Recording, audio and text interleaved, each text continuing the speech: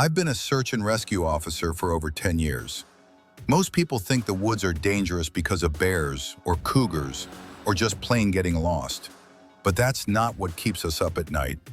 It's the stairs. I was about 30 miles from the nearest trailhead, deep in the heart of a national forest, when I saw the first one. It was a perfectly clean, pristine, white wooden staircase. It stood in the middle of a dense thicket of old-growth pines.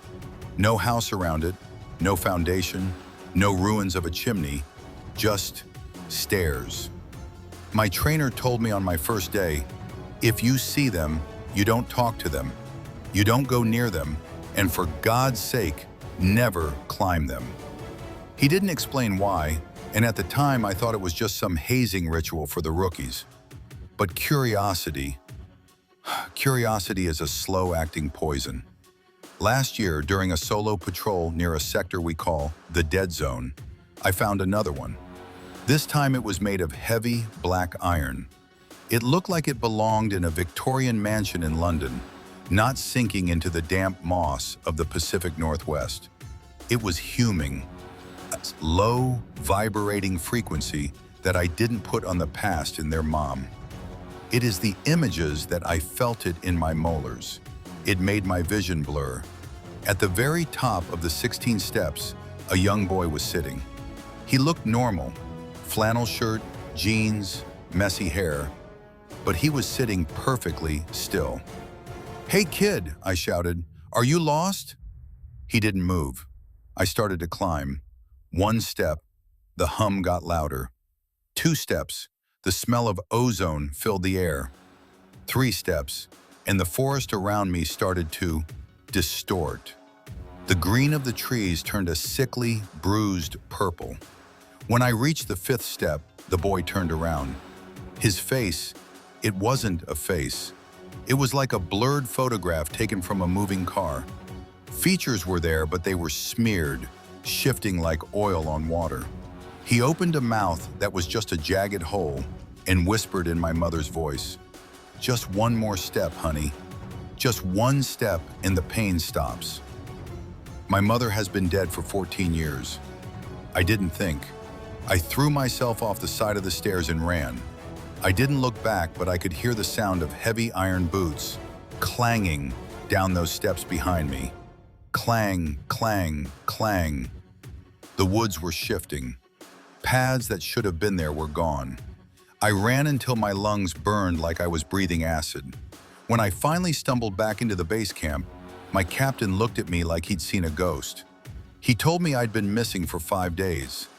To me, it had been 20 minutes.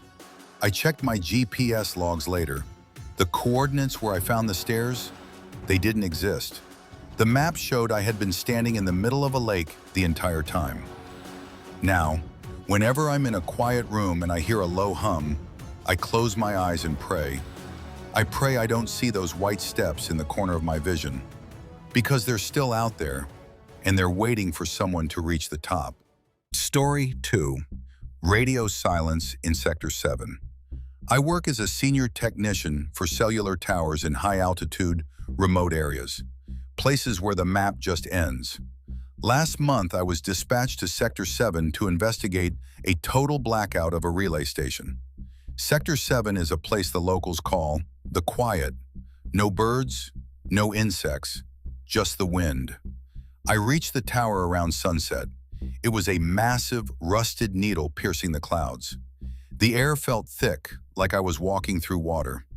I opened the main control box at the base, expecting fried circuits or a blown fuse. But it wasn't wires inside. The entire housing was packed tight with teeth, thousands of them, molars, incisors, bicuspids, all fused together in a calcified mass, growing over the motherboards like a tumor. And they were chattering, a tiny rhythmic sound, click, click, click. I reached for my radio to call the dispatch, but the static was deafening. Suddenly a voice, me. It was my own voice, but it sounded like I was speaking from the bottom of a very deep well. "Don't look behind the tower," my voice said. "Whatever you do, Do not look at the shadow. I froze. Every instinct told me to run, but my body felt heavy, anchored to the spot. The tower began to emit a light, not a normal light, but a dark purple glow that didn't illuminate the forest. It made the trees look like they were made of charred bone. I looked. Behind the tower there was a man. He was tall, wearing a technician's uniform exactly like mine, but his skin was translucent. I could see the gears turning in his chest. I could see the copper wires wrapped around his spine. He was vibrating so fast he looked like a ghost. "The signal must be maintained," he whispered. His mouth didn't move. The sound came from the tower itself. I scrambled into my truck and slammed it into reverse. I drove for miles, but every turn I took brought me right back to the base of that tower. The odometer was spinning forward, but the scenery was stuck. I was in a loop. Finally, I did the only thing I could think of. I drove the truck straight into the tower. The impact was silent, no crunch of metal. I just passed through it. I woke up 3 hours later, face down in the dirt 5 miles away. My truck was gone. My tools were gone. When I got back to the office, they told me Sector 7 had been decommissioned in the 1980s. There was no tower. There never was. But sometimes when I'm on a call with a client, I hear it. A tiny, distant sound. Click, click, click. The sound of teeth chattering in the dark. Story 3. The Man with the Inverted Face. We were sitting around the campfire in the Blackwood Reserve. It was supposed to be a simple weekend trip. We were laughing, drinking, telling stupid stories, until we saw him. He was standing just at the edge of the firelight, just a silhouette among the pines.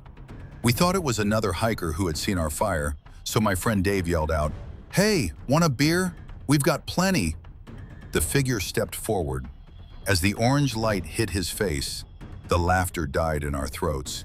His face was wrong. His eyes were at the bottom, where the jaw should be. His mouth was a vertical slit between his brows. His nose was upside down, flared and pulsing. It looked like someone had taken a human face, cut it into pieces, and glued it back on in total darkness. He didn't say a word. He just stood there, swaying slightly. Then he opened his eyes, the ones near his chin, and a sound came out. It wasn't a voice.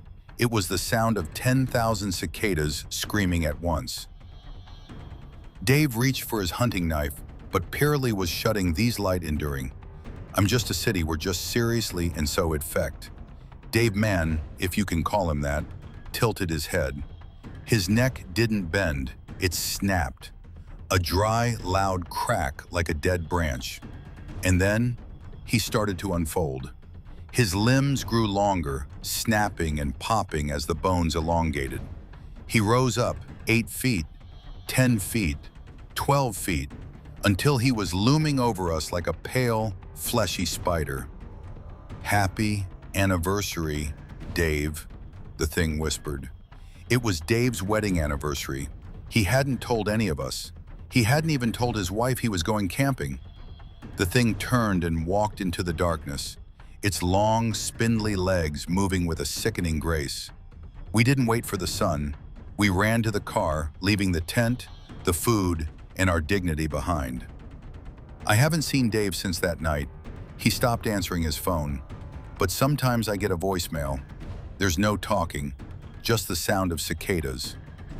And I know he's still thinking. And I felt my first develop myself, waiting for the next campfire.